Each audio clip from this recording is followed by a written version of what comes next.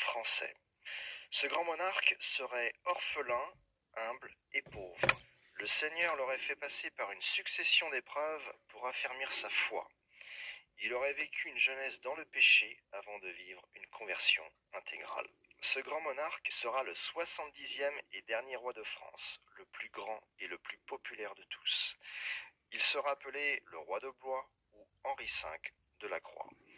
Moult prophéties chrétiennes l'annoncent, de même que des traditions musulmanes en Turquie ou des traditions juives. D'ailleurs, voici la porte dorée à Jérusalem.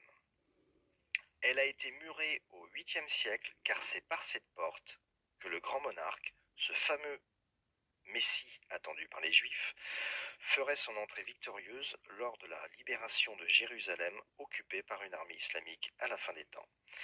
Il serait l'élu de Dieu et rétablirait la France comme première puissance mondiale après la Troisième Guerre mondiale. La Troisième Guerre mondiale, ça finira en guerre thermonucléaire. Ça peut pas être autrement. Ça pourrait partir 26-27. Et son empire comprendra la quasi-totalité des pays européens qu'il libérera d'une invasion militaire russo-islamique. Il aura la Torah de Moshe Rabbeinu, la sagesse du roi Salomon, et sera un seul palier en dessous de la prophétie de Moshe Rabbeinu. Il fera la paix avec toutes les nations du monde, qui le proclameront roi sur la terre. Il ne sera pas que roi d'Israël, le Machar, il sera roi de France, des États-Unis, de Chine, d'Allemagne, de Russie. Tout le monde le voudra en tant que roi. Tout le monde. Sa sagesse et ses réponses donneront un espoir comme jamais l'histoire ne l'a montré. Les anciennes colonies françaises, ici, sur cette carte, redeviendraient françaises à part entière sous ce grand monarque, et d'autres pays encore selon l'abbé Souffrant. Donc imaginez l'ampleur du territoire français sous ce grand monarque. C'est aujourd'hui strictement impossible. Mais demain, l'avenir le dira. Ce grand monarque sera de sang capétien et polyglotte. Il possédera des signes distinctifs, notamment une tache sur un œil. Il sera imposant physiquement, élégant et fera preuve d'une très grande énergie. Il aura un don de guérison. Ce sera un roi perdu, donc non légitimé, et beaucoup refuseront de le reconnaître comme le sauveur désigné par Dieu. Je me demande s'il voit toutes les vidéos qui passent à son sujet. Il est sûrement sur internet, il se cherche. Comment on se cherche, nous tous? On cherche la vérité, pas lui aussi, il cherche la vérité, il se cherche lui-même surtout. Il n'est pas comme nous, lui, il n'est pas comme nous, il est très différent, donc ses recherches sont plus profondes, sont plus...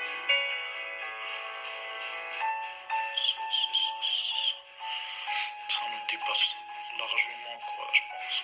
Internet est maintenant dans presque toutes les parties du monde, même en Afrique, ils ont des téléphones, c'est ce qui fait d'ailleurs avancer les standards de la mondialisation. Mais oui, il y a de fortes probabilités, étant donné qu'en plus, moi je pense personnellement que, en tout cas si c'est le grand monarque, il est français évidemment, et pour l'imam Mahdi, il y a pas mal de textes qui nous disent qu'il est aussi français. Un esprit réformateur et qui n'est pas sectaire, il ne peut pas venir d'un pays musulman en fait, pour tout un tas de raisons. Il ne peut venir que d'un pays occidental, en fait, un pays développé. Dans les textes, on nous dit, il s'habille de manière non arabe. Il ressemble à un des fils d'Israël. Bon, c'est vrai que dans les prophéties, on nous dit, il sort d'Israël. Certains textes sur le Mashiach font aussi penser à cette histoire du grand monarque, Mahdi, etc. D'ailleurs, il y avait plein de rabbins qui parlaient de ça par rapport au Mashiach. Il y en a pas mal qui nous disent qu'il sera français. Le roi de France sera appelé par une âme privilégiée qui viendra de la région de Vendée ou Bretagne, ou entre les deux. Cette âme privilégiée aura pour mission de retrouver le roi de France, qui aujourd'hui est vivant, qui observe, qui écoute, n'est-ce pas? C'est un homme qui est né en France, qui aime passionnément son pays et qui ne vit pas en France. Le Mashiach va quitter la France et va venir en Israël. Et que celui-ci est un homme qui a une foi pieuse et profonde et qui, comme je vous le dis, est en écoute et en attente à ce qui se passe aujourd'hui dans le monde. Cet âme privilégié de Vendée sera appelé à aller le rejoindre et à lui donner pour instruction de quitter son pays, enfin de quitter le pays de son domicile pour revenir en France et venir sauver la France, qui sera à ce moment-là à genoux. Elle sera en partie sous une invasion qui viendra de l'Est par des forces russes et du Sud par un grand débarquement d'une coalition de nations musulmanes qui, dans l'accord de terme d'une alliance avec la Russie, aura pour but de s'unir avec les forces russes, de se retrouver en France centrale pour essayer d'atteindre le plus vite possible les côtes de l'Atlantique, en France. Les Russes, comme les Arabes, se lanceront dans cette campagne effrénée, les atteindront et réussiront à occuper l'immense majorité de la France, à l'exception de toute la côte littorale sur l'Atlantique, à l'exception de la Vendée, à l'exception de la Bretagne et de la majorité de la partie de la Normandie. Cette guerre en France ne durera même pas une année, ce sera très rapide, mais la dévastation sera choquante. L'immense majorité de l'ouest de la France sera non seulement sous occupation, mais sera ravagée.